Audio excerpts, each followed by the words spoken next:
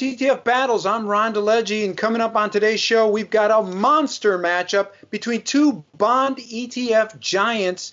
It's LQD versus JNK, and this ETF battle is like King Kong versus Godzilla, and we don't know which is which, and moreover, both are entangled in a nasty brawl while it's thundering and hailing cannonballs from the heavens.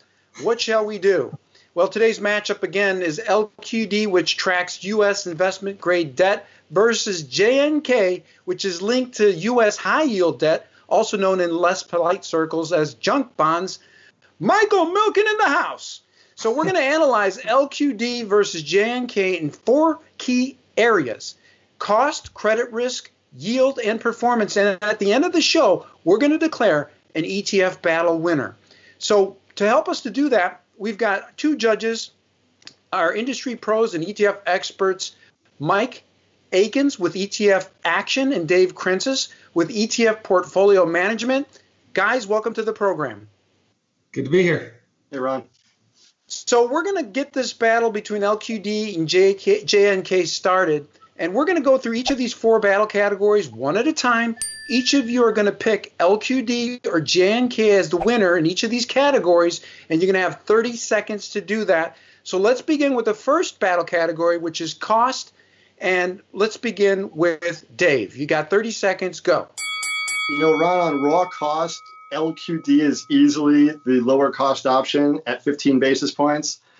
I don't know if Mike's going to go with the non-overlapping symbols expense analysis, but at the end of the day, there's no question investment grade bonds are cheaper than junk.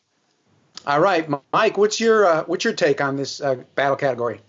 Totally agree with Dave. There's no doubt absolute cost. You've got a situation where LQD is just flat out more than 2 times cheaper than JNK.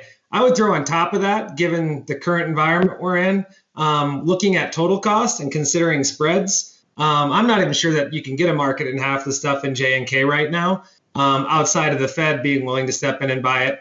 And as a result, you have to think about liquidity risk when buying these vehicles as well. And LQD obviously focusing on the upper tier of the market, albeit there is plenty of questionable debt inside LQD as well. You have to give the nod across the board, both absolute cost and liquidity to LQD, especially in this current market environment. Excellent. Let's move on to the next battle category, credit risk.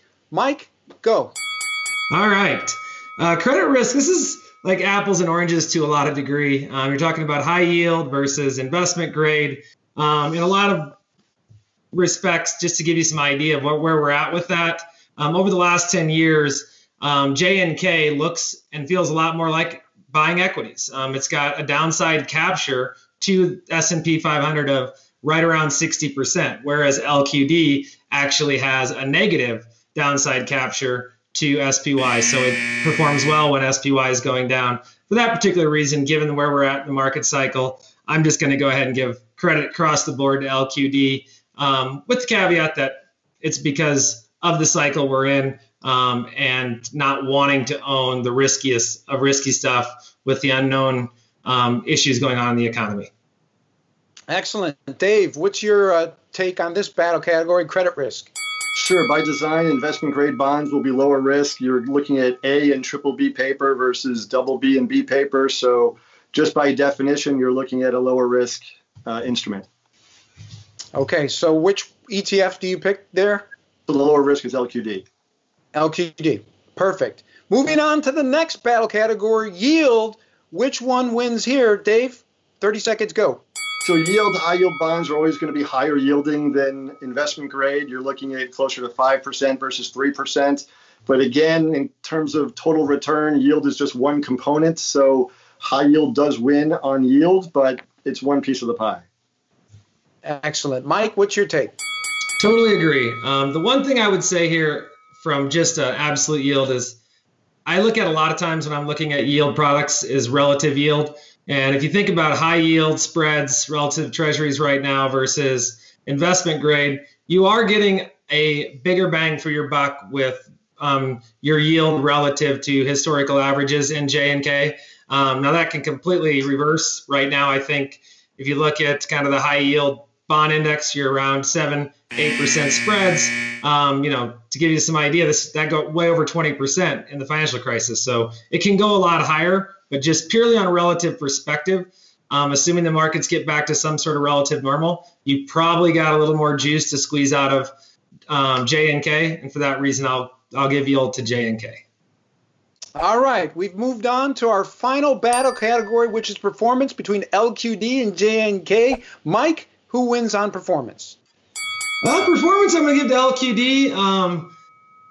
Both historically over the last 10 years, it's outperformed, though you are kind of looking at two different things. A big part of that can be attributed to duration, as well as credit and yield, of course, in that you're getting a much higher duration. And as yields have come down over the last 10 years, LQD's got the benefit of that. But just in general, in the current environment we're in, LQD's obviously held up better in this drawdown, and it will in all drawdowns. But just with that duration, it's gotten the extra benefit, and I'll give it to LQD. Very good. Dave, performance. Who wins the battle? For performance, you would expect the high yield index to outperform investment grade, but over the medium term and even the past 10 years, it's been an environment that's just favored lower risk bonds. So it's an unusual environment where even the lower risk instrument like investment grade bonds is outperforming the higher growth instrument in junk bonds. So in a year like 2008, where you would expect your bonds to be a little bit of a buffer to the portfolio, the high yield bond ETF was down 15%. And in this recent turmoil, they've both dumped over 20%. So overall, the performance win goes to LQD. Excellent. Well, that does it for all four battle categories. So who won the battle between these two bond ETF giants? Well, I'm looking at my scorecard here. And according to the numbers from our scorecard and from our judges, well, clearly the winner here is LQD, winning in all categories with the exception of yield. And if we tally that up, obviously LQD is the ETF to beat in this particular battle. And so put that ETF on your radar. For those of you looking for fixed income funds, LQD is a bond ETF that follows, again, investment grade debt. And that does it for this round of ETF battles. Thank you again to Dave and Mike for joining us. Which ETF battles would you like to see in our next episode? Post your thoughts on our YouTube channel, comment section, or hit us up on Twitter at ETF Guide. And thanks for watching ETF Battles. And until next time, watch the battle before you invest right here on ETF Guide TV.